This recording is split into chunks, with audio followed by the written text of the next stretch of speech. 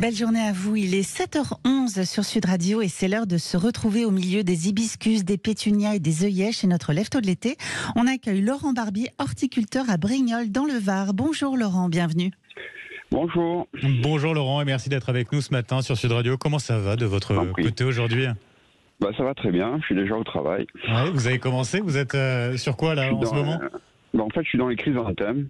D'accord, ouais. Parce que c'est un métier où il faut anticiper, donc la production se fait bien avant, ça s'étale sur 1 an ou 6 mois, et puis après il y a la vente du produit fini sur l'exploitation. Ouais.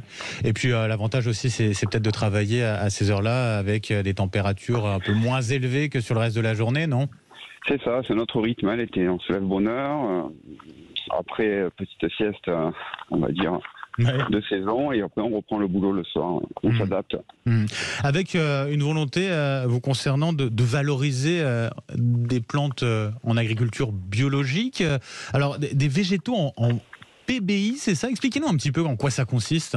Ouais, c'est la production biologique intégrée. Donc le concept, c'est d'intégrer, de mettre en place dans la serre des auxiliaires qui vont du coup se développer et aller, si vous voulez, tuer être des prédateurs pour les nuisibles. Ça va être quoi comme type d'intermédiaire ? On parle de quoi concrètement ? Des petites araignées microscopiques qu'on distribue de part et d'autre dans la serre et qui vont se reproduire et chercher leurs proies qui sont l'araignée rouge, le trips, cochenille, etc. Donc c'est une belle alternative aux produits chimiques. Et ça fonctionne le bio globalement ? Quel est le retour d'expérience que vous en faites aujourd'hui ? Au niveau de ma philosophie de travail, je suis super satisfait. Bien sûr. Il y a toujours des problématiques, notamment sur les labels.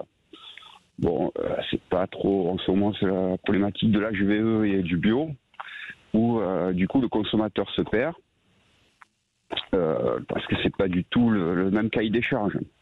Oui, parce qu'on a des labels au final qui vantent un certain nombre de choses qui ne sont pas forcément respectées, qui en rajoutent un petit peu. C'est ça, le problème du HVE, c'est que ça signifie haute valeur environnementale, alors que si on regarde bien le cahier des charges, on peut utiliser des pesticides, on peut utiliser du glyphosate. Donc du coup, pour moi, le consommateur il est trompé. Donc au détriment du bio.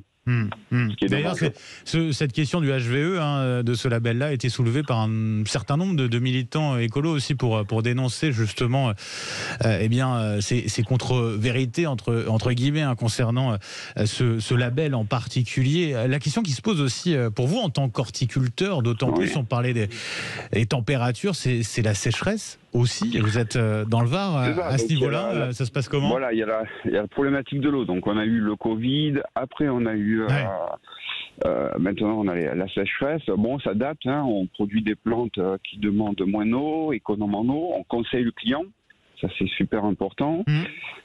On part sur des sujets comme les graminées, ou alors même des classiques comme le géranium qui finalement supporte super bien le manque d'eau.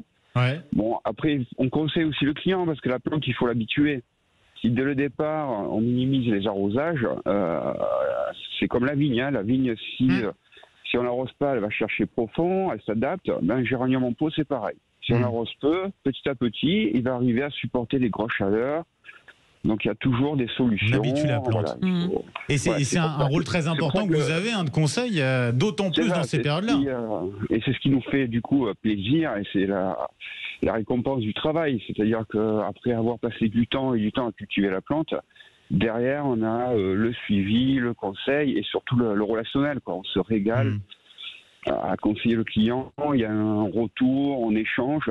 Et du coup, avec cet échange, ça nous permet aussi de travailler autrement, en fonction de la demande, de s'adapter. Non, c'est ça qui est super dans ce métier. Et qu'est-ce qui a le plus de succès finalement en ce moment ? Le classique marche toujours bien, parce que la tendance, c'est quand même le PEPS. Le but, c'est pas de mettre beaucoup de plantes ornementales, c'est de rehausser le jardin avec 3 potées qui donnent du PEPS. Après, il y a les plus originales. En ce moment, c'est beaucoup l'allium. le Craspedia, c'est des plantes bien graphiques, très jolies, bien méditerranéennes. Et puis après, ouais, un peu tout, quoi. Mais ouais, tout fonctionne. Bah, tant mieux. Puis le bégonia, c'est toujours le roi des balcons. Hein. Ça marche tout le temps, toute l'année. Hein.